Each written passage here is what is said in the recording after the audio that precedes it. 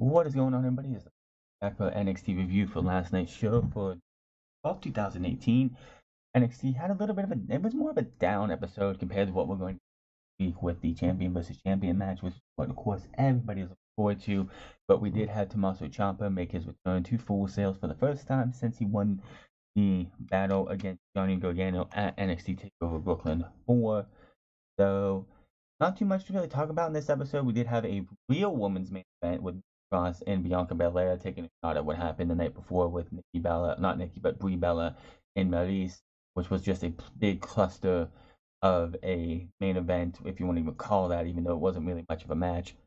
And last night we got, even though it didn't finish, we did have what I would say a real women's main event for a show.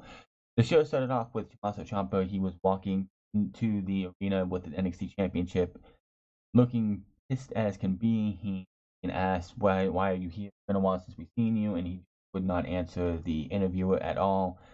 Just walked on his way. Only Lorcan and Danny Burch started off against Cesar Bononi and Adrian Jade. I have no idea how to say his name. I think it's Jade.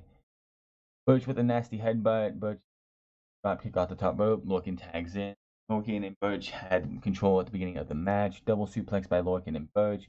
Lorcan and Burch keep Bononi from his corner. Jade finally does get the tag in, and he does some kind of like trouble. He had Burch's both his arms crossed and had him. I don't know what exactly, what do you want to say? Marwanella actually called it, but it was some kind of like, it was some Spanish name or something.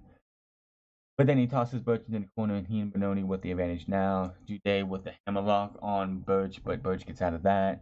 Lorcan tags in and slaps Jade a couple times. Not just like little slaps, they were some nasty open hand slaps. Like he was putting oomph behind those slaps. Then a couple of running European uppercuts to both guys, to his opponents. Double running blockbuster by Lorcan. Burch tags in, draping high angle deep for the 3 count, and Danny Burch and Orton are your winners.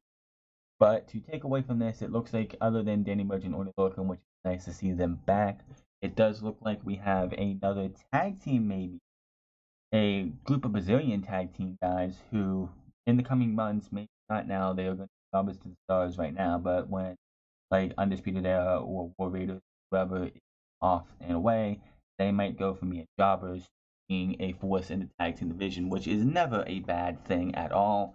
So it's a great thing to see the tag team division being replenished in NXT. Let's see what happens with Cesar Bononi and Adrian Jade later on in their careers, because I think they have nowhere to go but up.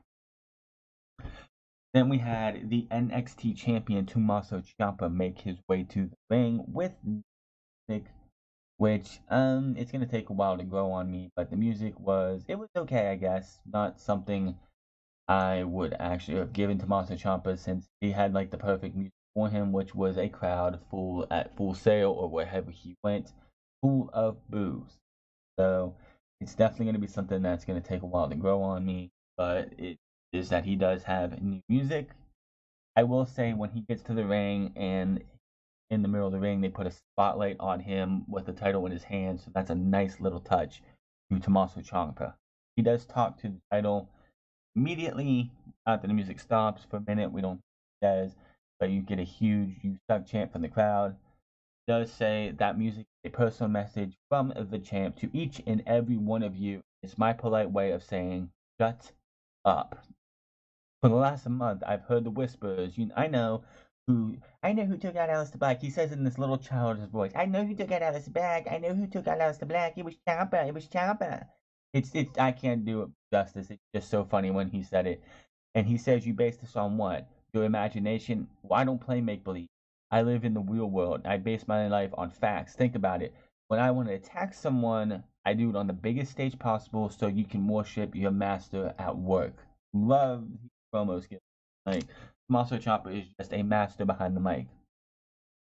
I'm not going to stand and lie to you because the champ never lies. The fact is, I had all the intent to take out Black before Brooklyn, but someone beat me to the punch. And I, just like all of you, I would want to know who did that and if but I don't, and if I did, I would pat him or her on the back and say, job well done. But do not confuse things for 1 second. Even if Black managed to make it to Brooklyn, the fact remains the same. Black and Gargano both lose, and I win. He talks to the title again and then says, the title has something to say that it wants me to say. Thank you, Ciampa. It felt really good to be back in the main event of TakeOver, because if you realize at Chicago and New Orleans, NXT Championship was not in the main event. It was in the semi-main event. It was in the match before the main event because it was always Tommaso Ciampa and Johnny Gargano in the main event. I am the champion. I talk the talk. I walk the walk. That's what makes me the greatest success story of NXT. That's what makes me your NXT champion. He said that with emphasis. I have one final thing to say. I want you to listen to the fact is you want to be successful and a winner. If you want to be a champion, then follow the lead of Tommaso Ciampa. Mic drop.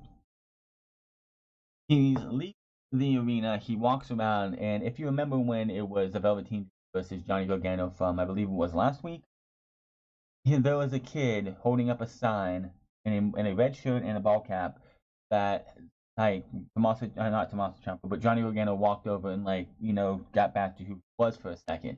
That same kid had a sign head up, and Tommaso Ciampa was walking by and just rips that sign away from that same exact kid.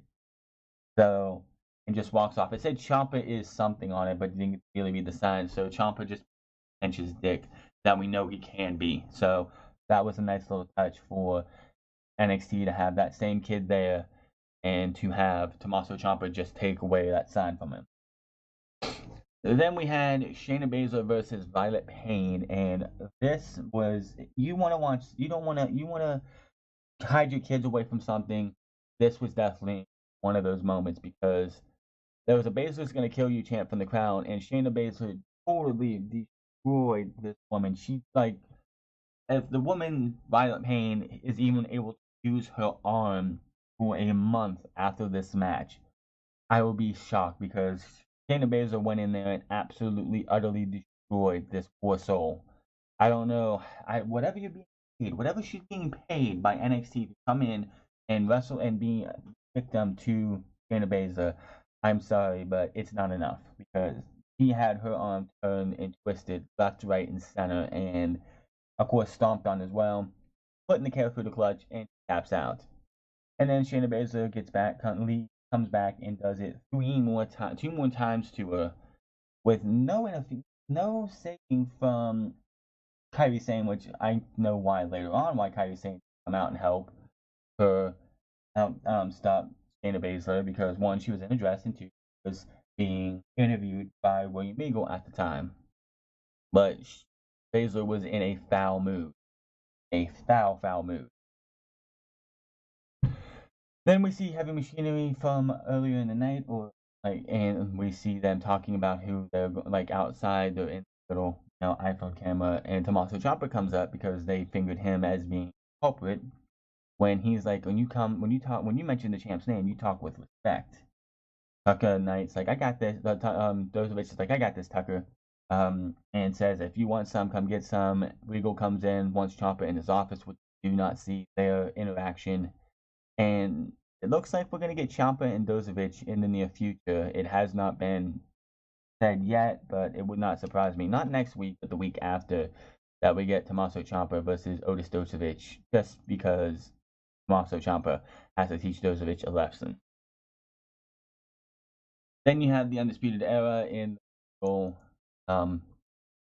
metal square thing, talking trash on the War Raiders and the fact that next week we have a champion versus champion match, and the fact that Adam Cole's like, it doesn't matter if it's Pete Dunne, if it doesn't matter. I'm getting my rematch for the North American Championship, and I will win back my North American title.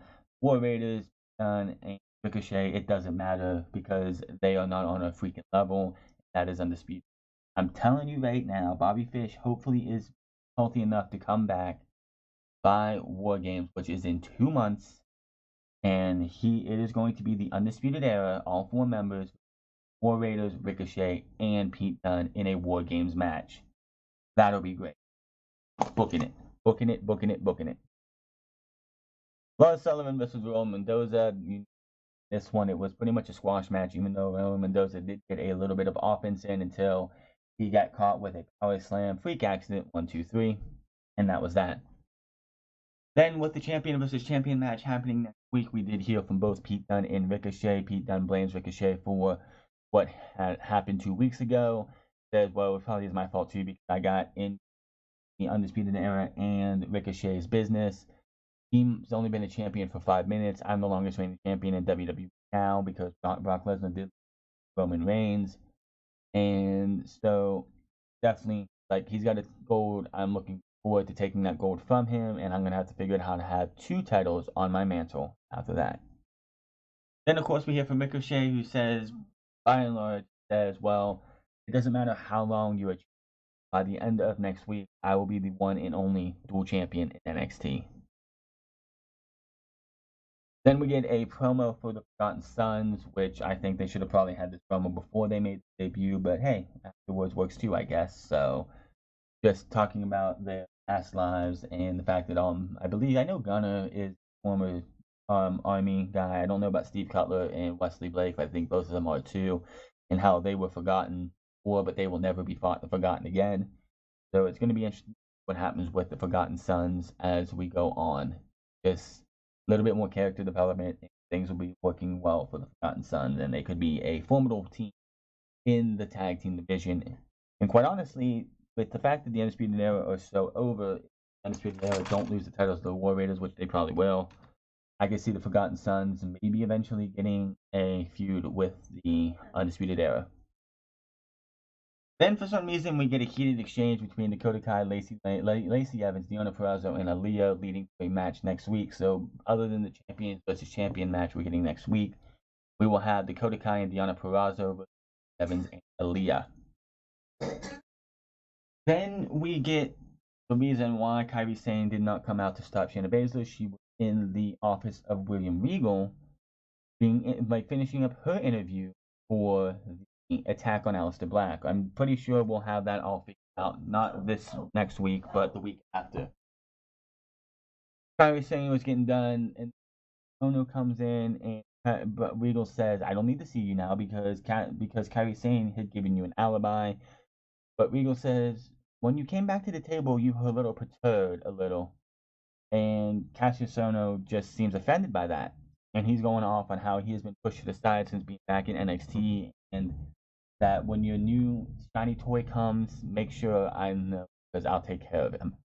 I think we're definitely going to find out that it was Cassius Ohno who took out Aleister Black because he is tired of everyone else getting the notoriety while he is just being pushed to the side. He hasn't been on the takeover since I think Takeover Philadelphia when he faced the Velveteen Dream in an effort. So I'm pretty sure we're going to Aleister Black versus Cassius Ohno, and it's going to be Cassius Ohno who took out Aleister Black. Leading up to the main event, which was Bianca Belair and Cross, this was a high octane match. These two definitely meshed well together. Obviously, they played it off that Nikki Cross is one batshit crazy woman, and there was a huge Nikki Cross Nikki chant, then a huge EST chant. That Nikki was all over Belair from the start. Later in the match, we had a nice, beautiful bench military press by Belair dropping Nikki Cross to the mat. Belair goes for a splash, but Cross moves out of the way. Cross on the top rope, but Belair moves outside. A little bit later on, Cross uses the ring apron to lay forearms into Belair. Belair sends Cross into the steps and hits with the hair whip. Definitely in that. Cross with the sleeper on Belair, who drops Cross onto the ramp. Both women are counted out, and we have a double count out. A Let Them Fight chant continues on. Post-match, the women continue to brawl. A louder Let Them Fight chant. Cross runs after Belair, and they continue to fight. Belair tosses Cross over the announce table. Cross on the announce table dives onto the referees and Bianca Belair as they fade to black, and Mauro Ranallo is like, leave it to Nikki Cross to bring the chaos to NXT. And that was NXT. Like I said, it seemed like it was a little down compared to what we're going to get next week, which will be the champion versus champion matches. Like, if you watch anything next week, it's going to be that match. That match is going to be great. But that is your NXT review for this week. It is Coming up a day later, just my situation I'm in right now. Make sure to hit that subscribe button, comment down below. Find me on Twitter at TheFrance. Find me on twitch.tv/TheFrance08. I will be back tomorrow for our review of episode 2, round 1, episode 2 of the Mae Young Classic. So then, my name is TheFrance. You guys have a good one, and I will see you guys later.